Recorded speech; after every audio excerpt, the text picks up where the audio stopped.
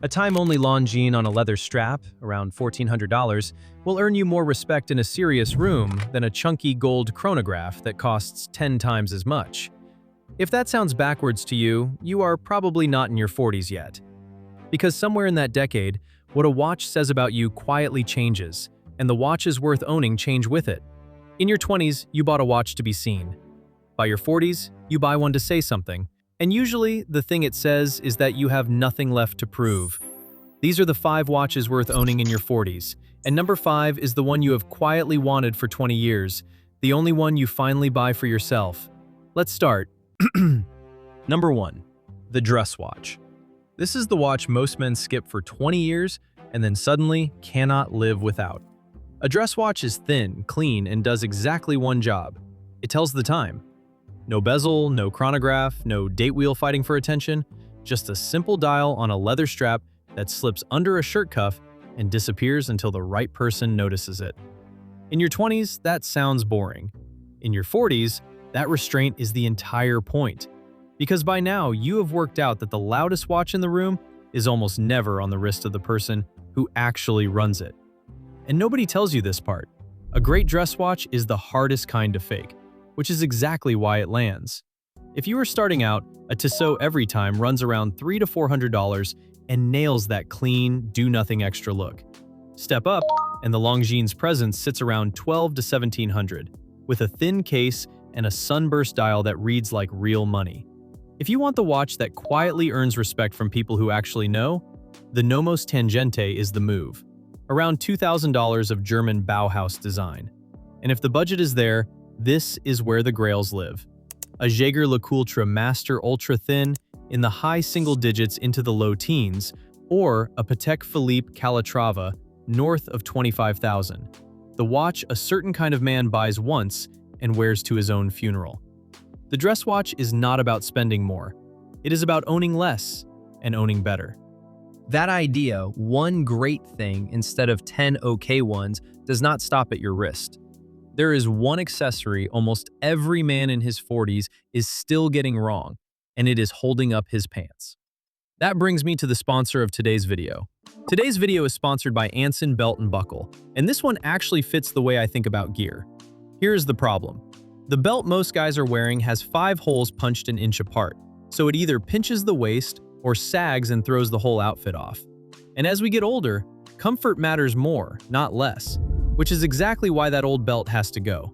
Anson fixes it. Instead of holes, their belts use a micro-adjustable track system that clicks into place in quarter-inch increments, which gives you over 30 size positions and a fit that lands exactly where you want it. It adjusts with you through the day, so whether you are sitting, standing, or moving, you stay comfortable, and you stay sharp. The buckles and straps are interchangeable too, so you can pair any buckle with any strap and cover every outfit without cluttering your closet with a dozen belts. This is a family-run company that has been doing this since 2009. They have earned over 40,000 5-star reviews, and every belt is backed by a lifetime guarantee on functionality. I have been wearing mine daily, and it is the best belt I have owned. Once the fit is this dialed in, going back to holes feels broken. And because Anson Belt & Buckle is sponsoring today's video, when you click the link in the description or scan this QR code to build a box set, you'll get 2 bonus pieces, a buckle and a strap, completely free. You'll get 3 buckles and 3 straps, which can be mixed and matched into 9 unique belt combos, all in one box. This is a deal you don't want to miss out on, so click the link, build your set, and upgrade your belt game today. Now, back to the wrist. Because the dress watch handles the boardroom, this next one handles everything the boardroom does not. Number 2, the dive watch, or the tool watch if you are being honest and you never actually get in the water, which is most of us. There is a trap a lot of men fall into in their 40s. They land the good job, the good suit, the good dress watch, and slowly every watch they own drifts toward the same polished, serious, faintly boring theme. Then one day they look down and realize their entire collection says desk. The dive watch is the antidote. It is the watch that says, yes, I run things Monday to Friday, but I also still do things. I get in the ocean, I fix the fence, I take the boat out. A proper dive watch is built to survive all of it. A screw-down crown, a bezel that actually turns, water resistance you will probably never test but love knowing you have. And this is the category where your money buys the most watch anywhere in the hobby. At the reachable end, a Seiko Prospex diver runs roughly $500 to $1,500 and gives you real dive credibility for the price of a nice dinner. The sweet spot, and the one I would point most people toward, is the Tudor Black Bay, which starts around $5,000, built in the same workshop as Rolex and giving you about 90% of the Rolex experience for a fraction of the money. And at the top sit the two watches every man pictures when he hears the words dive watch. The Omega Seamaster, around $5,000 to $6,500, worn by James Bond and earned by actual frogmen. Or the Rolex Submariner, the most famous dive watch on Earth, which retails near $10,000, though good luck buying one at retail.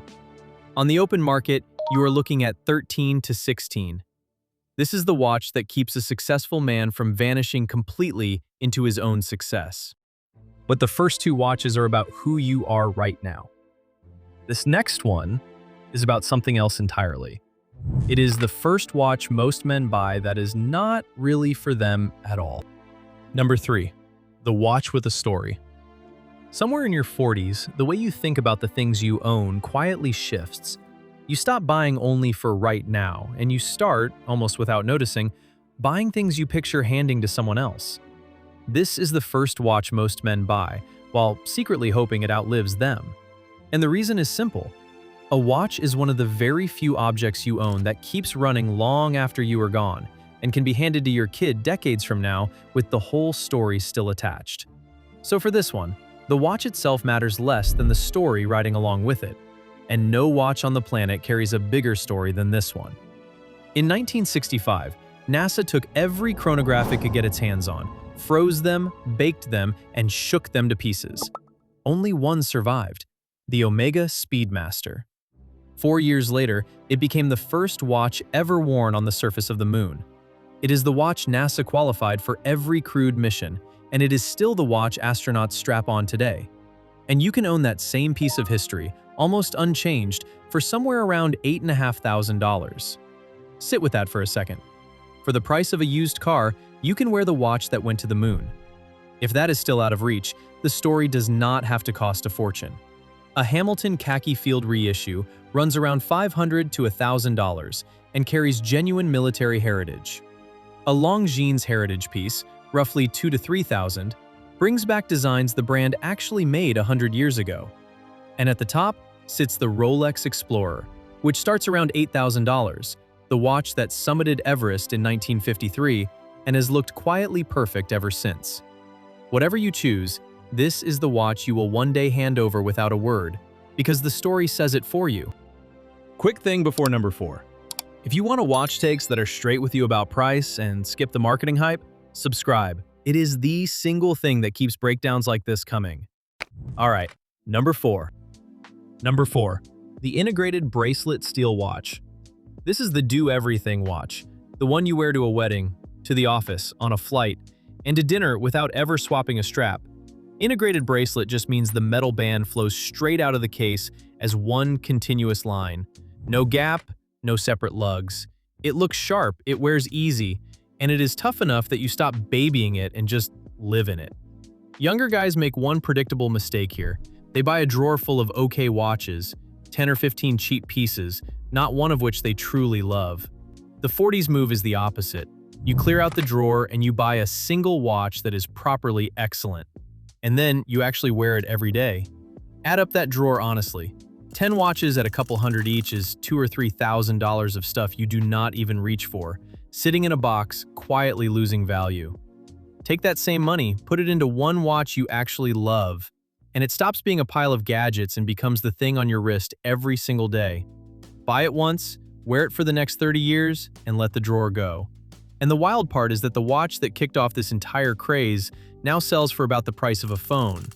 The reachable hero is the Tissot PRX, which starts around $800 for the automatic, borrowing the exact design language of watches that cost 50 times more. Dollar for dollar, it is one of the best looking watches you can buy at any price.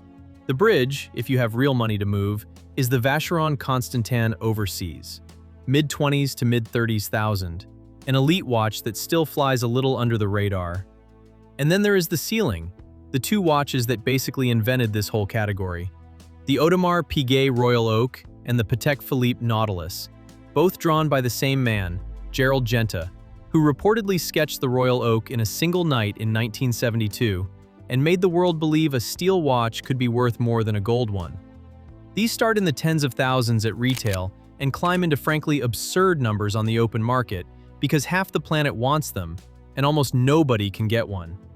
You do not need the Royal Oak, but it is worth knowing that the $800 Tissot on your wrist is chasing the exact same idea.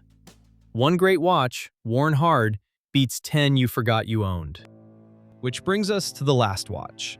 And this one is different from the other four. The first four are about what your watch says to the world. This one is only about what it says to you. Number 5. The Grail. Every other watch on this list you can justify to someone. This one you cannot, and that is the whole point. The Grail is the watch you have quietly wanted since you were 25, staring at it through a boutique window you did not dare walk into. For 20 years you told yourself, later. Well, your 40s are later. In your 20s you bought watches so other people would think something about you. The Grail is the first watch you buy purely for how it makes you feel when nobody else is even looking. It answers to no one. And that turns out to be a strangely hard thing to let yourself do. You have spent a whole life buying the responsible version of everything, the sensible car, the practical shoes, the watch that simply made sense.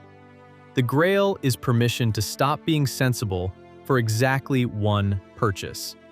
And there is a specific moment that comes with it. You finally walk into the boutique you used to only look at from the sidewalk. You are not nervous this time. You are not there to browse. You sit down, they bring it out on the little tray, and you feel that same thing you felt at 25. Except this time you get to say yes. Nobody forgets that moment. It ends up worth more than the watch itself. And what it is depends entirely on the man. For the traditionalist, the end game is a Patek Philippe. The brand built its whole identity on the idea that you never really own one. You just look after it for the next generation. And once you own one, you understand why. For the self-made man who wants the world to know he built it himself, it is a Rolex. The day date, the one they call the president, north of $40,000 in solid gold, sitting on more world leaders' wrists than any other watch. Or the Daytona, the chronograph so wanted that people wait years and still pay double. And for the quiet connoisseur, the man who could not care less whether a single other person recognizes it, the Grail is an A. Lange and Söhne. German, hand-finished to a level almost nobody outside the hobby even knows exists, running from 20,000 into six figures. That is the collector's collector Grail. But the truth about the Grail is simple. I cannot pick yours for you. Nobody can. The entire reason it means something is that it means something to you, and only you. So that is the real question I will leave you sitting with. You have 5 watches, and 4 of them make sense on paper. The 5th one, the Grail, the one you have wanted for 20 years, what is it? You already know. You have known for a long time. The only thing left to do in your 40s is finally go and get it. So there they are. The dress watch that says you have nothing to prove. The tool watch that keeps you human. The watch with a story you will pass down. The one great everyday watch that beats a drawer full of mediocre ones. And the Grail you finally buy for yourself. 5 watches, 1 decade, and a completely different reason behind each one. You do not need all 5 by next week. You just need to know which one you are missing. Do me a favor before you go. Drop your Grail in the comments, and not the safe answer, the real one. The watch you have wanted for 20 years. And if that old 5-hole belt has been quietly bugging you this entire video, the Anson link and their box set deal are sitting in the description. Go build your set.